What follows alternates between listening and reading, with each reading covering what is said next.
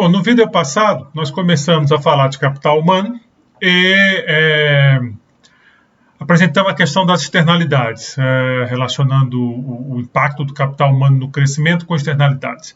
Esse modelo, como eu falei lá, é um paper rápido, de 1990, do Lucas, mas o modelo bem estruturado para fazer essa relação está num artigo de 88, que é o que nós vamos discutir agora, né? Um artigo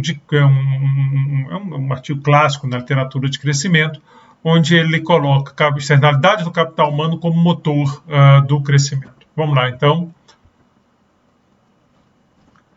Bom, você começa um modelo e você imagina que cada trabalhador é indexado pelo nível de habilidade que ele tem. E essa habilidade aqui, ele usa skills, eu estou traduzindo como habilidade, mas a ideia aqui é que essa habilidade vai ser obtida por capital humano. Então, não é uma habilidade inata, Neymar joga bola beça, uma habilidade inata, que é óbvio que ele tem que desenvolver também, essas habilidades inatas, se o cara não trabalha nessa habilidade, geralmente não funciona. Mas aqui eu não estou falando disso, as pessoas nascem iguais, o que vai diferenciar é o capital humano. Então, habilidade e capital humano aqui vão ser praticamente sinônimos, vão ser usados como sinônimos, tá certo? Então, cada trabalhador tem esse nível de habilidade, de tal forma que a força de trabalho vai ser dada pela essa soma, né, de NH/DH. Então, você está ponderando, você está indexando os trabalhadores pela habilidade deles. Como eu disse, o termo usado no artigo é skill, eu estou botando como habilidade, o termo tem essa delicadeza porque alguém pode imaginar que essa habilidade decorre de outras coisas que não acumulação, que não capital humano, né, educação. Então, aqui é nesse sentido que vai ser. A habilidade aqui é obtida por meio da educação. Você não é uma habilidade inata, nem nada desse tipo. Ninguém está fazendo referência a nada disso. Então, a habilidade é educação. A cada período, os indivíduos escolhem o tempo que vão dedicar ao trabalho e que vão dedicar à acumulação de capital humano. Você faz uma coisa ou outra, você não faz as duas coisas no mesmo tempo. O capital humano aqui, então, está associado à escola, né? ao ensino formal, à escola. Então, para acumular capital humano, você precisa sair do tempo do trabalho. Você não está aprendendo enquanto trabalha, que seria outra formulação. Aqui você aprende, você para de trabalhar, você vai para a escola, lá você adquire capital humano. Estou pedindo para chamar de UH a fração de tempo que o indivíduo com a habilidade H dedica ao trabalho. E 1 menos UH, a fração de tempo que será dedicada à acumulação de capital humano. Então, ele tem uma unidade de tempo, né? E ele vai usar UH para trabalhar, para gerar renda, para consumir, para ter renda. E o outro ele vai usar para acumular capital humano, que vai ter impacto no futuro, mas naquele momento ele está abrindo mão de obter renda. Bem a ideia de escola mesmo, de vocês, né? Vocês aqui que estão aqui fazendo mestrado ou doutorado, vocês estão abrindo mão de gerar uma renda, vocês podiam ter ido para o mercado de trabalho, estariam obtendo uma renda agora, e aí vocês estão abrindo mão disso para obter capital humano. Então, a força de trabalho efetiva, aquela que realmente vai entrar na produção, é UH, NH, DH. Né? Então, você tem que ponderar, porque o trabalhador, o NH, ele não está dedicado o tempo todo ao trabalho, ele está dedicando a fração UH. Então, essa é a força de trabalho efetiva de fato. O nível médio de habilidade, ou de capital humano, né, aquele que é o nível médio, vai ser dado, então, por esse HNH dividido por NH. Quer dizer, o total, né, dividido pelo total de trabalhadores. Então, esse é o nível médio de capital humano que eu estou chamando HA, que é aquela mesma ideia do HA do vídeo anterior, que é quem vai trazer a parte do capital humano. Bom, esse é um curso de macroeconomia e nessa altura do campeonato vocês sabem que nós gostamos de trapacear nos cursos de macroeconomia. Macroeconomistas adoram trapacear e a trapaça básica é, vamos supor que todo mundo é igual. Está o tempo todo isso em macroeconomia, né? Vocês já sabem disso, já fizeram aqui vários cursos de macroeconomia. Então, claro que tem trabalho, já conversei sobre isso lá no começo do curso, em outros momentos do curso, mas aqui nós vamos fazer isso. Nós vamos supor que todos são iguais, todos os trabalhadores possuem a mesma habilidade. Todo mundo é igual, então todo mundo tem a mesma escolha de formação de capital humano e fica todo mundo com a mesma habilidade e simplifica um pouco nossa vida, porque primeiro essa expressão aqui é grande, né, cheia de integral, ela passa a ser o HN, né, porque está todo mundo igual. E a segunda é que o nível médio de capital humano é igual ao capital humano de cada um. Se todo mundo tem o mesmo capital humano, óbvio que a média é igual ao que todo mundo tem, né? Se todo mundo tem, sei lá, se todo mundo tem 1,5 m, a média é 1,5 m. Se todo mundo tem igual, a média é aquilo. Então, ficou fácil, né? Ficou fácil. Aqui o U não precisa mais do indicador, o N também não. E claro, você vai multiplicar para poder fazer a integral. Bom, a restrição de recursos da economia, daí de novo nós não vamos estruturar o equilíbrio, então já vamos para recurso, ela diz que a soma do consumo e investimento deve ser igual ao produto. Né? Então, a soma do consumo, aqui está o consumo individual, NVC é o consumo total, K ponto, variação do capital e investimento, isso aqui é igual ao produto, então isso aqui é a minha função de produção. A minha função de produção, AK elevado a beta, o HN, que é a força de trabalho elevada a 1 menos beta, então até aqui uma Cobb-Douglas tradicional, velha de guerra, HA elevado a gama. Então, aqui está o elemento do capital humano. Então, essa parte aqui, inclusive com H, ela é tradicional, com rendimento decrescente, mas aqui esse termo que vai capturar o efeito de externalidade do capital humano, né? O HA elevado a gama, que é o mesmo lá. Então, esse termo aqui é que vai ser importante aqui para a nossa história. Acumulação de capital humano, quer dizer, isso aqui, então, você tem a função de produção, como é que você transforma capital, trabalho e capital humano em produto, né? E aí a restrição, então, está tudo numeradinho aqui, a restrição de capital humano ocorre de acordo com essa regra aqui. Então, H ponto é igual a H delta 1 menos U. 1 menos U é o tempo que você passa na escola, descobrindo capital humano. A delta é um parâmetro de eficiência, quanto maior delta, mais eficiente é o sistema de ensino, né, de acumulação de capital humano. E a ideia aqui é que quanto maior H, maior H ponto. Né? Veio aqui, não tem um rendimento decrescente, né? Não tem um alfazinho aqui, H elevado a alfa. Então, não tem rendimentos decrescentes e que assim, aqui eu já tinha chamado o nível médio de habilidade ou de capital humano, ele aumenta a produção para dado nível de fator. Então, para o mesmo capital, para o mesmo N, para o mesmo H, o HA aumenta a produção. Aumenta a produção. Bom, esses modelos que aparecem externalidades, que é esse caso aqui, né?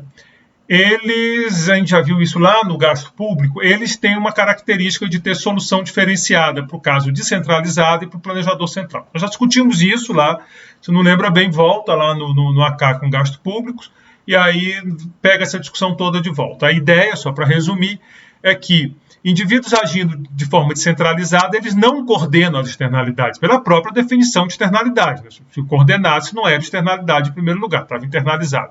Então, eles tomam esse HA aqui como dado. Então, se eu vou decidir meu nível de capital humano e meu estoque de capital, mas o mais importante é com o meu consumo, meu K ponto, eu vou decidir meu capital humano, esse HA é dado para mim, porque é a média. Mas todo mundo é igual, a média é igual ao seu. Sim, mas eu não penso que eu consiga impactar a média. De novo, imagina que eu estou num lugar que todo mundo tem o mesmo peso que eu. Todo mundo pesa igual. É uma daquelas lutas lá, e por peso todo mundo pesa igual. Eu sei que o meu peso é igual ao peso da média, óbvio, é só fazer conta. Mas eu também sei que se eu aumentar meu peso, não vai aumentar o peso médio. Isso não vai acontecer, porque tem um monte de gente, eu sou só um. Então essa é a mesma ideia. Todo mundo tem o mesmo capital humano, mas o meu capital humano não impacta a média, porque eu sou só um numa multidão. Então essa é a ideia. Então isso aqui é constante. Já um planejador central não é, porque ele está escolhendo todo mundo. Então, se todo mundo aumentar o peso médio sobe. Se todo mundo aumentar o capital humano sobe. É essa a ideia que aparece aqui, não é? Então, a diferença entre os dois casos é que as famílias tomam HA como constante, elas são muito pequenas para considerar o efeito do próprio capital humano no capital humano médio da economia, enquanto o planejador central, HA igual a H, é parte do problema. Quer dizer, ele controla isso na tomada de decisão dele, ele considera, não é controle, ele considera essa igualdade.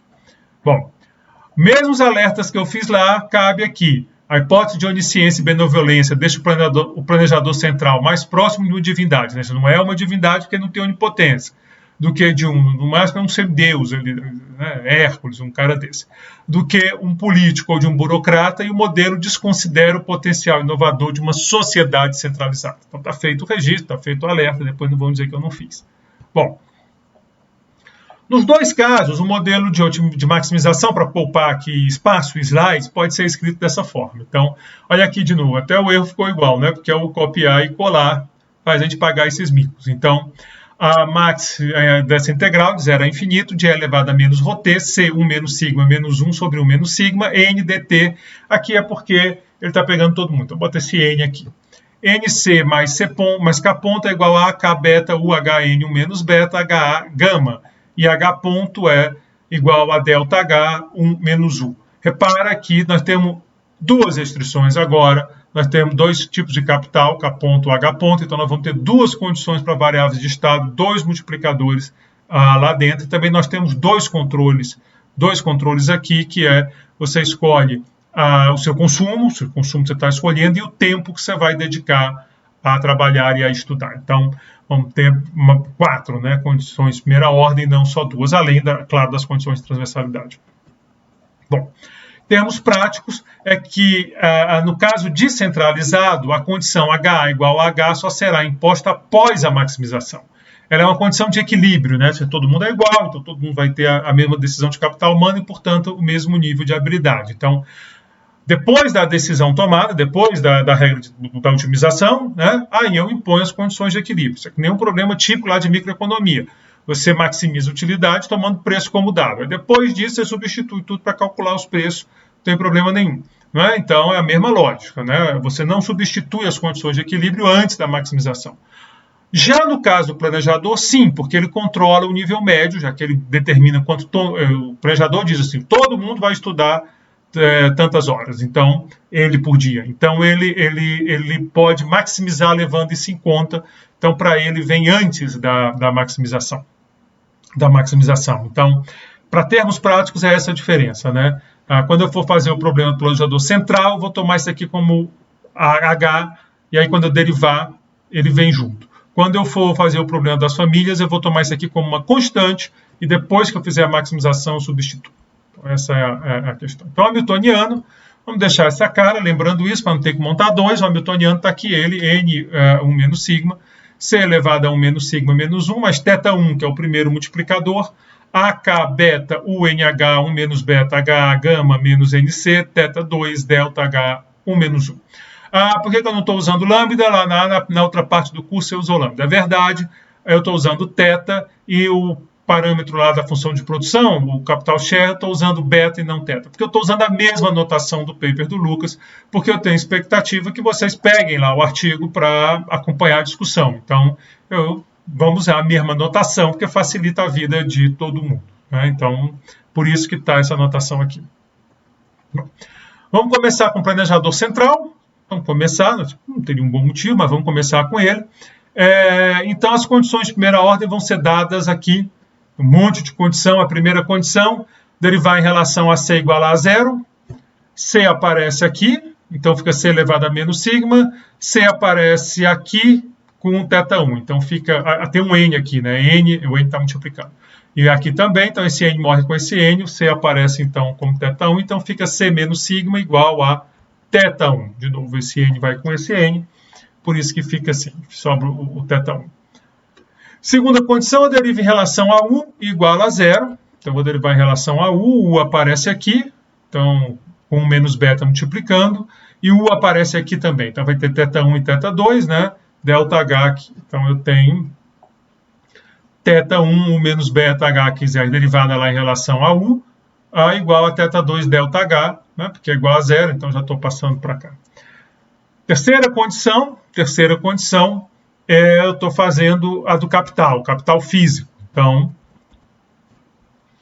θ1 ponto é igual a ρ θ1 menos delta H, ou, como eu botei lá, né, a delta, derivada do hamiltoniano em relação a K, delta K, é igual a ρ θ1 menos θ1 ponto. Então, isso implica θ1 ponto igual a ρ θ1, Isso aqui é a derivada, o K aparece nessa condição, né? Então, é a derivada desse cara com relação a K. Desce o beta, fica beta menos 1, papapá. Tudo direitinho, tudo bonitinho. Finalmente aqui, eu estou deixando tudo H já, porque aqui H, projeto central, né? H igual a HA, então nem vai fazer confusão. Do modo, se não fosse, eu podia fazer a derivada e depois substituir também, que aí eu já boto o equilíbrio sem problema. E finalmente a derivada em relação a H, a outra variável aqui de estado, o H aparece mais vezes, né? Ele vai aparecer nas duas, então ele está aqui. E aqui, nesse termo, é que está o detalhe. Repara que aqui, como eu estou considerando H em uma parte da escolha do planejador central, esse termo vem com menos beta mais gama, porque o H está aqui dentro. Então, esse H aqui fica 1 menos beta gama antes de derivar. Então, o termo vem 1 menos beta mais gama, o resto é só fazer a derivada. Então, está aqui as 4 condições de primeira ordem. Já vamos registrar que essas 3 condições aqui vão ser iguais para o problema descentralizado. Essas 3. Só a quarta condição é que não é igual para o problema descentralizado. Então, essas 3 condições são iguais para o problema descentralizado, mesmo. A quarta condição, a equação 45, ela não é igual, ela vai ser diferente por conta desse termo aqui. Vamos lá. Então, na economia descentralizada, essa condição só é feita após a maximização. Então, as equações 42, 43 e 44 são as mesmas, já tinha reparado. A única mudança é a 45. Então, essa que vai ser a outra condição. Se você não impõe HA igual a H antes da maximização, a condição de primeira ordem passa a ser essa daqui que nós estamos vendo. Repara que eu não impus. Então, esse termo foi tratado como constante, então aqui é só 1 menos beta, não tem o mais gama. Depois da otimização, você pode impor a restrição, não tem problema nenhum, e aí vai ser a 46, que é então é igual à outra lá, só que aqui em vez de 1 menos beta mais gama, só tem 1 menos beta. O resto fica tudo na mesma, né? Só vai ficar esse termo aqui depois que eu substituo. Então, nós temos 2 sistemas, um sistema para o modelo centralizado e outro para o modelo descentralizado. 2 sistemas.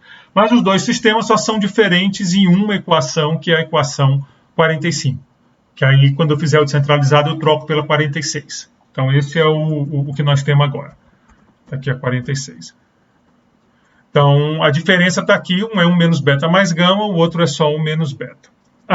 Também, se não tiver externalidade, quer dizer, gama igual a 0, a solução descentralizada vai ser igual à solução do planejador central. Tem esse lado bom. Então, se gama for igual a 0, dá um dos dois, porque a diferença é só esse termo aqui.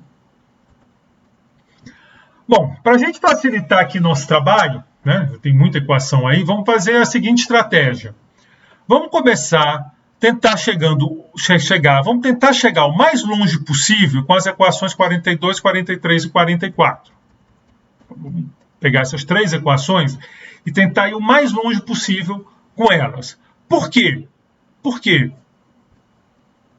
essa daqui é diferente. Então, tudo que eu fizer usando essas daqui, e a função de produção, ou as restrições, também é comum, eu posso aproveitar depois para o descentralizado. Enquanto eu não usar 45, vou usar 45. Enquanto eu não disser isso, está valendo para os 2. Então, eu vou o mais longe possível sem usar 45. Vou o mais longe possível. Num certo momento, eu não vou conseguir, porque o sistema precisa das equações dele. Agora eu vou usar 45. Anota onde a gente parou. Guarda. Quando eu for para o descentralizado, eu vou dizer, agora vamos pegar lá de onde a gente parou e no lugar da 45, bota 46 e segue adiante. Então, essa é a nossa estratégia para resolver. A do Lucas é uma estratégia óbvia, né, para não ter que fazer um monte de conta de novo. Então, nós vamos fazer essa estratégia para resolver o problema. Então, vamos lá. Vamos fazer o que vale para os 2. E aí, depois, né, cada um com a sua. Quando eu botar 45, aí é só o centralizado. Quando eu botar 46, aí é só o descentralizado. Defina G como C ponto sobre C. Então, estou fazendo essa definição logo de 42 e 44. Vamos aqui, 42 é uma das 42, essa daqui. 44 é essa. É aquela mesma estratégia que a gente fazia com o modelo AK, o modelo neoclássico em tempo contínuo. Você pega essa condição, vai passar logaritmo para calcular θ1 ponto sobre θ1. Aqui também tem θ1 ponto sobre θ1, é só dividir por θ1. E aí eu vou igualar e já vou sair, já vou dar uma avançada boa. Então, vamos lá. O ideal é que vocês peguem os slides de vocês e sigam essa conta para não ter, que eu não vou ficar voltando tanto. Aí vocês pegam o slide e sigam, então peguem o artigo e sigam, tá? Esse que é o ideal. Então, juntando essas duas equações, né, vamos ver o que dá. Aqui. θ1 ponto sobre θ1 é igual a menos sigma C ponto sobre C, que eu estou chamando de G, C ponto sobre C. Então, isso aqui implica que ρ menos beta A K elevado a beta 1, o NH1 menos beta H elevado a gama, que vem lá da 44, é igual a menos sigma G, né, esse cara aqui, menos sigma G. Então, portanto, vale para os dois, porque essas equações valem para os dois. De modo que, só passando agora, arrumando os termos, né, beta AK beta menos 1, o NH1 menos beta, H elevado a gama, é igual a ρ mais sigma G. Né? Repara que isso aqui é constante no caminho de crescimento equilibrado, porque no caminho de crescimento equilibrado, C ponto sobre C é constante. Essa é a nossa hipótese para caminho de crescimento equilibrado. Defina agora V como H ponto sobre H, de modo que a equação 41, a restriçãozinha lá, seja V delta U menos 1. A restrição dizia H ponto é igual a delta H, 1 menos 1. H ponto sobre H é delta 1 menos 1 e eu estou chamando isso de V. Então, eu tenho G é a taxa de crescimento do consumo e V é a taxa de crescimento do capital humano. Tá joia? Tá? Então, vamos lá. Tudo isso está valendo para os dois equilíbrios. Para estabelecer a relação entre a taxa de crescimento do consumo e a taxa de crescimento do capital no caminho de crescimento equilibrado, então eu quero relacionar as duas, divida a equação 40. A equação 40, se eu não me engano, é uma das restrições, é a restrição... calma, ela vai... Está aqui mais para trás. Essa daqui, a restrição de recursos. Então, eu vou dividir essa aqui por K, que aí eu vou ficar com esse K ponto sobre K aqui e vamos ver o que acontece. Então, deixa eu voltar lá de novo. Guardem com vocês o handout, ou então, dê um jeito aí. Então, peguem o artigo do Lucas e vão seguindo. Também funciona. Calma. Voltei demais, desculpem. Então, depois, estava aqui. Então, por cá, eu não vou ficar voltando não, porque a gente meio que reconhece e tal, e fica meio chato. Então, dividindo aquela por K, NC sobre K, mais K ponto sobre K, igual a AK beta menos 1, o NH1 menos beta, H elevado a gama. De 47, da equação 47, né, que é a que a gente acabou de... Eu disse que não ia voltar, já estou voltando. De 47, nós temos que esse cara aqui, né, olha, reparar, AK beta menos 1, NH1 menos beta e tal, é exatamente... AK beta menos 1, NH1 menos beta, né? Então, tá aqui. Só ficou aquele beta sobrando que eu vou dividir aqui. Então, NC sobre K mais K ponto sobre K igual a ρ mais sigma G sobre beta. Bom, no caminho de crescimento equilibrado, K ponto sobre K é constante. No caminho de crescimento equilibrado, as variáveis crescem a taxas constantes. Então, é constante. E o termo ρ mais sigma G sobre beta também é constante, porque o G é constante no caminho de crescimento equilibrado, ρ, sigma e beta são parâmetros. Então, se esse cara é constante e esse aqui é constante, esse aqui também tem que ser constante, senão esse negócio fica sem pé nem cabeça, né? Então, esse aqui mais isso é constante, isso mais isso é igual a uma constante. Esse é constante, então esse aqui também tem que ser constante, e aí eu tenho que esse termo é constante. Se esse termo é constante, então eu tenho que... Cadê o meu termo? Eu tenho que n ponto sobre n mais c ponto sobre c tem que ser igual a k ponto sobre k. Né? O de cima tem que estar crescendo igual ao de baixo para ele ser constante. Então, n ponto sobre c é igual n ponto sobre n mais c ponto sobre c é igual a k ponto sobre k, o que implica que k ponto sobre k é igual a g mais lambda, onde lambda é a taxa de crescimento da população. Então, faz todo sentido, né? Taxa de crescimento do capital é igual a taxa de crescimento do consumo per capita, mais o lambda, a gente viu que o capital e o consumo per capita nesses modelos vão crescer a mesma taxa. Aqui não aconteceu porque um está cheio, né? É agregado, K maiúsculo, e o outro é minúsculo. Mas aí, quando faz isso, iguala, resolveu o problema. Então, lambda é a taxa de crescimento de N. Primeiro, uma relaçãozinha importante aqui para a gente. Então, agora eu tenho a relação entre a taxa de crescimento do capital e G. Agora eu quero obter a relação entre V e G, e aí eu vou estar com todas as taxas relacionadas. Para isso, considere o logaritmo de 47. De novo, essa equação aqui, eu vou passar logaritmo nos dois lados dessa equação. Então vai ficar logaritmo de beta mais logaritmo de A, mais beta menos 1 log de K, mais 1 menos beta ln de U. Vocês estão vendo, mais 1 menos beta ln de H, blá, blá, dá igual a ln disso aqui, que é constante, nunca esqueçam disso, é constante. Se eu derivo em relação ao tempo, e considerando que no caminho de crescimento equilibrado, U também tem que ser constante, por quê? Porque ele está entre 0 e 1. Se ele tem uma taxa de crescimento positiva, ele não vai poder ficar entre 0 e 1, ele vai passar de 1 em algum momento. Se ele tem uma negativa, ele vai cair de 0 em algum momento. Então essa taxa vai ter que ficar alterando, mas o caminho de crescimento equilibrado exige a taxa constante. Então a única saída é que U seja constante, e aí então vou fazendo as derivadas, vamos ver o que acontece. Essa aqui é 0, beta é constante, essa aqui é 0, A é constante, aqui vai ficar beta 1, K ponto sobre K, K ponto sobre, beta menos 1, K ponto sobre K, que a gente viu que é G mais lambda, então tá jóia, G mais lambda. 1 menos beta de U a gente viu que é constante, tchau. 1 menos beta H ponto sobre HH, V, então mais 1 menos beta V, tá certinho, tá direitinho. Mais 1 menos beta lambda, né, 1 menos beta lambda, tá aqui ele, tá certinho, tá direitinho.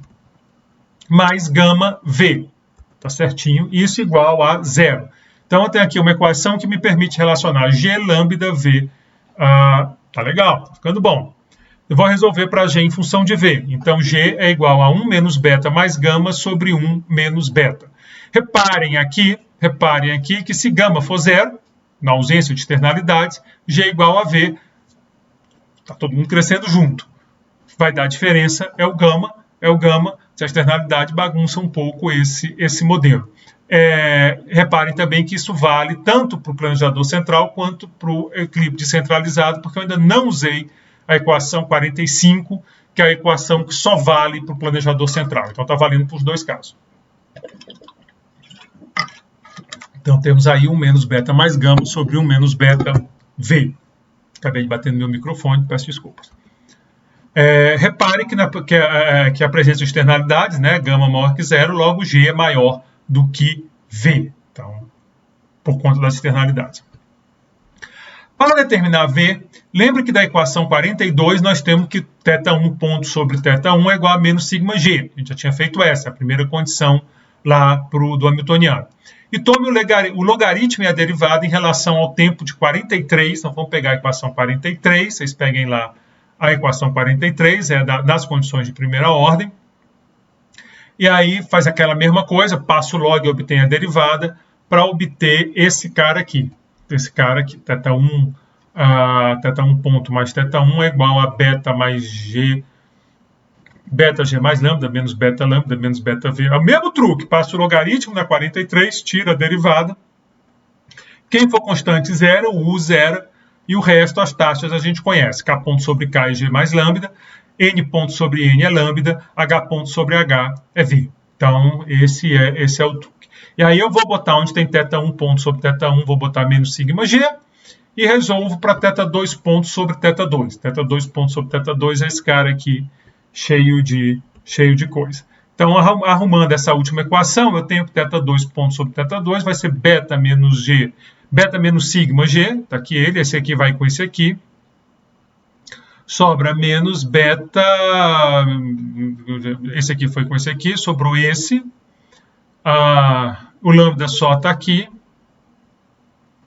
Mais V, mais gama V, menos V, tá? Então esse V morreu com esse V, ficou esse gama V, agora tá certinho. Menos beta mais gama V, menos com menos dá mais, tá tudo certinho. Então θ2 ponto sobre θ2 é igual a esse cara que está aqui,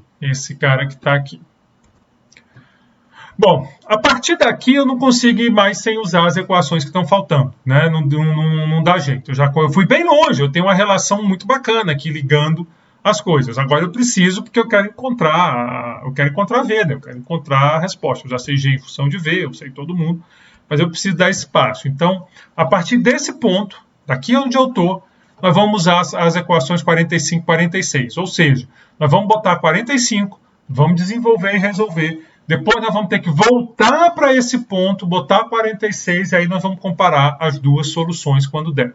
Então a partir desse ponto, será necessário usar a 45 e 46, de forma que será necessário diferenciar a solução descentralizada da solução do planejador central. Para isso, eu vou pedir o seguinte: chama VTIL a taxa de crescimento do capital humano no problema do planejador central e V barra no problema descentralizado. Para a gente saber quem é quem, para depois não ficar confuso sem saber qual o V de qual. Então, vamos dar nome aqui a cada um. VTIL, planejador central, V barra no descentralizado. Da equação 45, portanto, do planejador central, obtemos. Então, θ2 ponto sobre θ2 é igual a ρ menos θ1 sobre θ2, a 1 menos beta mais gama. Isso aqui é só 45, a 46 vai ser muito parecida, só não vai ter esse gama. A, K, beta, U, N, blá, blá, blá, vocês estão vendo aí o que ela tem. Por sua vez, a 43 a equação 43 está lá. Eu fico dizendo que não vou voltar, mas eu acabo voltando, porque é importante. Está aqui a 43 ela é legal porque ela relaciona θ1 e θ2. Então, eu vou poder fazer um θ1 sobre θ2. Aqui é a 45, né? E o que eu fiz na 45 foi dividir tudo por θ2, e aí eu tive um θ1 menos θ2 que apareceu aqui. É isso que está acontecendo. Eu vou buscar o θ1, θ2 da 43. Isso que está acontecendo. Deixa eu voltar, então, lá para o meu. Não lembro de ter passado por aqui, então... Tá aqui, tá. 43 me dá θ1 sobre θ2, que é exatamente o que eu vou precisar para botar aqui. Então, eu vou pegar esse termo e botar aqui. Tenso, mas olha, o AK beta, tá cheio de coisa aqui para a gente cancelar. Vamos lá. Então, juntando os dois resultados, eu tenho que θ2 ponto sobre θ2, ρ menos esse cara aqui. Basicamente, é pegar esse θ1, θ2 e jogar aqui. Foi isso que eu fiz, só isso. Menos delta1 menos 1.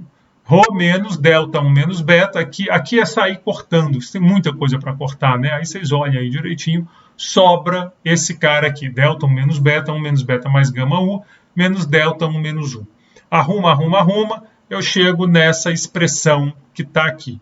Por favor, eu recomendo fortemente que vocês façam isso, sigam e tal. Claro, aqui no slide fica tudo muito rápido, né? Mas façam o passo a passo para dar tudo certinho, tá certo? É basicamente álgebra aqui, ficar fazendo álgebra. Né? Aqui eu estou botando em evidência esse delta U, por exemplo. É isso aqui. Então, dessa última equação, temos que θ2 ponto sobre θ2 é igual a ρ menos delta a menos gama 1 menos beta delta U. Esse cara, quando arrumar todo, né, vai dar essa expressão aqui. Então, esse é o θ2 ponto sobre θ2. Para encontrar VTIL, use as equações 50 e 51. Né? 50 ela é anterior, está aqui a 50. Está aqui a 50, que foi onde a gente tinha parado. 50 e 51. A 51 é que depende da solução. Então, de forma a ter isso aqui. Beta menos sigma G menos beta menos gama VTIL mais lambda é igual a ρ menos delta menos gama 1 menos beta delta U. Da equação 48, nós temos que U é igual a 1 menos VTIL delta, né? 48 é aquela que dá a taxa de crescimento, que a gente só reescreveu. Juntando esse resultado com a 49, eu tenho essa equação aqui. Resolvendo para VTIL, eu tenho que VTIL é esse cara aqui. Então, VTIL é 1 sobre sigma, delta 1 menos beta sobre 1 menos beta mais gama, ρ menos lambda. Tá? Então, isso é o que eu achei para VTIL. Está aqui a minha expressão. Se vocês olharem, se esse gama aqui não tivesse aqui, ela ia ser uma expressão muito conhecida nossa, né? A taxa de crescimento, esse é um beta, menos beta, embora com esse menos beta, ia ficar delta menos ρ mais lambda.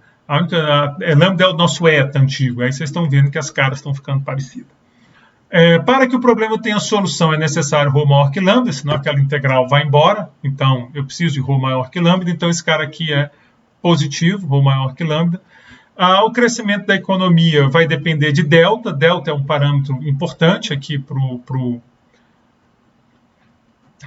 a economia crescer, né? Então, quanto maior delta, maior a taxa de crescimento da economia. Delta é o sistema de educação, então quanto mais eficiente for o sistema de educação, mais vai crescer essa economia. Óbvio, se é uma economia que o motor é o capital humano, então o delta aqui puxa a tecnologia, que puxa essa economia. Né? É o delta que vai ter esse papel. Então, ela vai depender de delta, que mede a eficiência do sistema de educação formal. Se delta for muito baixo, ou seja, se for necessário abrir mão de muito tempo de trabalho para acumular capital humano, a economia vai crescer pouco ou pode até entrar em colapso com um VTIO menor que zero. Então, se esse delta aqui, delta é a eficiência do sistema de educação. Se ele for baixinho demais, menor do que esse cara aqui, aí ferrou. A gente sabe que Rho mais lambda é positivo, como eu disse, e aqui a gente sabe que é um número menor do que 1, né? Porque o denominador é maior, tem mais gama aqui. Então, se o delta for grande, isso aqui acaba sendo positivo, isso aqui acaba sendo positivo e a economia cresce e delta é o parâmetro-chave aqui, é o sistema de educação. Se delta for muito baixinho, muito ruim mesmo, quer dizer, muito tempo não trabalhando para acumular algum capital humano, aí ferrou, e essa economia pode até entrar em desastre. Então, o delta é o parâmetro-chave, não é surpresa nenhuma no modelo de acumulação de capital humano. E aí você pode até ter esse colapso. Então, se esse modelo, você olha o crescimento com esse modelo, é fundamental ter escolas eficientes, né? É fundamental você ter que o sistema de formação de capital humano seja eficiente. Isso pode ser um problema em países onde não é. Há muito indício que no Brasil, por exemplo, nós temos um problema de eficiência nas nossas escolas, no nosso processo de formação. Bom, vamos encontrar V barra agora. V barra é só pegar 46. Isso é muito parecido com o que nós vamos fazer, só que no lugar da 45 é 46. E aí nós vamos encontrar de novo θ2 ponto sobre θ2, só que agora usando a 46, e ele fica com esse jeitinho aqui. É mais simples porque aqui o menos beta morre com menos beta, não tem aquele mais gama para atrapalhar. Essa última equação, então, pode ser escrita como θ2 ponto sobre θ2 é igual a Rho menos delta. Rho menos delta. Aplicando em 53, o mesmo procedimento usado em 51, né, para encontrar a taxa de crescimento da economia descentralizada. V barra, então, é dada por esse monstrengo aqui, 1 menos beta, delta, Rho menos lambda, sigma, 1 menos beta mais gama, menos gama. Né? Então, esse é a taxa de crescimento da economia descentralizada agora, da economia descentralizada. Então, de novo, o delta tem um papel-chave. De novo, o delta ele é claramente crescente, e tem esse papel importante, bem importante mesmo. Né? Então, vamos lá. Então, assim como no caso do planejador central, a eficiência do sistema de educação, representada por delta, é fundamental para o crescimento da economia. Se for muito baixa, pode até impedir esse processo, né? Porque delta menos alguma coisa. Isso aqui é positivo, a gente sabe que é positivo, então delta tem que ser maior do que isso para garantir que esse negócio todo funcione. Na ausência de externalidades, gama igual a zero, temos que VTIO é igual a V barra. Se gama for igual a zero, o que vai acontecer aqui? Vai ficar 1 sobre sigma, delta menos Rho menos lambda, né? Porque esse gama vai com esse gama e esse aqui já era porque é zero. Se gama é igual a zero, vamos lá para o VTIO. Se gama é igual a zero, 1 menos beta morre com menos beta, 1 sobre sigma, delta menos Rho mais lambda. Como eu falei, a coisa... a gente conhece essa cara mas a gente conhece essa grande também, né? Qual é a cara? A cara é do AK, as taxas constantes, as taxas em todas constantes. A gente conhece isso. Agora você tem, né, uma oportunidade marginal diferente de pensar, porque esse delta aqui é como se fosse lá a oportunidade marginal na produção de capital humano. Então, delta entraria assim, um pouquinho mais, mas é aquele jeitão AK que a gente conhece. Calma. Então, a primeira coisa a chamar a atenção é o delta, o papel do delta. É um resultado esperado, pois, como já tínhamos visto, as condições de primeira ordem são as mesmas para os dois problemas quando o gama é zero.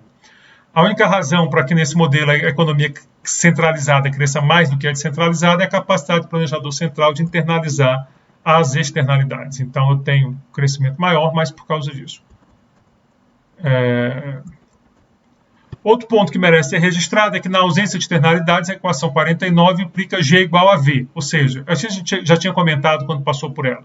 O capital humano cresce a mesma taxa do consumo e do capital físico em termos per capita. Isso acontece porque o capital humano não mais transborda para o resto da economia. Bom, não é trivial comparar VTIO com V barra, chatos, são umas expressões bem chatas, então a maneira de facilitar é supor sigma igual a 1. Nesse caso, nós vamos ter que ver tio menos V barra é igual a gama sobre 1 menos beta mais gama ρ menos lambda, que é maior que zero, porque ρ maior que lambda é a condição para o modelo, e a gama é positivo, beta é entre 0 e 1, então menos beta é positivo, mais gama positivo. Então, com sigma igual a 1 é bem fácil mostrar que a taxa de crescimento da economia centralizada é maior que a da descentralizada, né? E a gente já discutiu que ρ maior que lambda. Então, o exemplo ajuda a ilustrar que o crescimento do planejador central é maior que o crescimento da economia descentralizada, claro, quando gama for maior que zero. Se gama for zero, fica tudo igual, não tem externalidade para ser coordenada, para beneficiar. Então, o que nós vimos agora é esse modelo de Lucas. Eu gosto de apresentar esse modelo por algumas razões. Primeiro, porque é um modelo importante no esforço de relacionar capital humano com crescimento econômico. Existe um esforço empírico, nós vamos ver na parte lá aplicada, nós já vimos a parte da construção do modelo, do Mankey, Homer e Wire. É claro que não se esgota aqui, tem muita coisa adiante, não é o caminho que eu vou seguir. Eu quero um curso mais explorando várias coisas. Então você vê que a gente está explorando vários assuntos, vamos continuar explorando, não dá para aprofundar um caminho, embora o capital humano tenha uma literatura gigante nessa relação dele com o crescimento econômico. Depois, porque é uma bela construção de um modelo, né? Você tem os dois estoques de capital, o que significa que nós temos duas restrições, então é um modelo bom para criar braço, para vocês perderem a timidez. Ele pegou o modelo, vai lá, resolve, enfrenta o modelo, não te morde, entendeu? E a gente fez essas contas. E depois é um clássico do Lucas, cara, e o Lucas sempre faz bem nesses cursos. Então nós temos agora esses dois últimos, em 2 vídeos nós fizemos a discussão de capital humano, né? Nós colocamos na mesa a discussão de capital humano, pegando primeiro no modelo de solo, depois fazendo o argumento de externalidades em cima lá do High-Density Capital Flow, from rich to poor countries, e finalmente apresentamos esse modelo que o Lucas apresentou, né, que o Lucas construiu, para fazer essa relação de externalidades com o capital humano. Bato muito na tecla que se você não tiver externalidade de capital humano, esses resultados eles vão saindo de cena. É fundamental ter essa externalidade para gerar um monte dos resultados importantes que aparecem aqui. O rendimento crescente, o rendimento decrescente, ele está na função de produção, mas ele não está na acumulação de capital humano, o que também joga um pouco na dinâmica desses modelos. Então, bom, eu agradeço a atenção de vocês. O próximo vídeo vai ser um vídeo curto, vai ser um vídeo... Eu não sei se vai ser curto, às vezes eu começo a falar, às vezes esse aqui, por exemplo, eu pensei que fosse ficar um pouco maior, às vezes eu vou mais rápido, vou mais devagar, mas é só um último tema que é uma pequena deferência a um debate muito forte no Brasil, então eu vou discutir, e da América Latina em geral, né? Quer dizer, não é no Brasil, é na América Latina. Então é um artigo, um exemplinho que está lá no livro do Aguillon só para discutir termos de troca e crescimento econômico. Vocês pensavam que eu não ia falar nada disso, né? Então, mas não é que não, o câmbio já querer demais de mim. Mas pelo menos os termos de troca vão aparecer e estão aí no nosso próximo vídeo. Obrigado pela atenção de vocês e até esse próximo vídeo.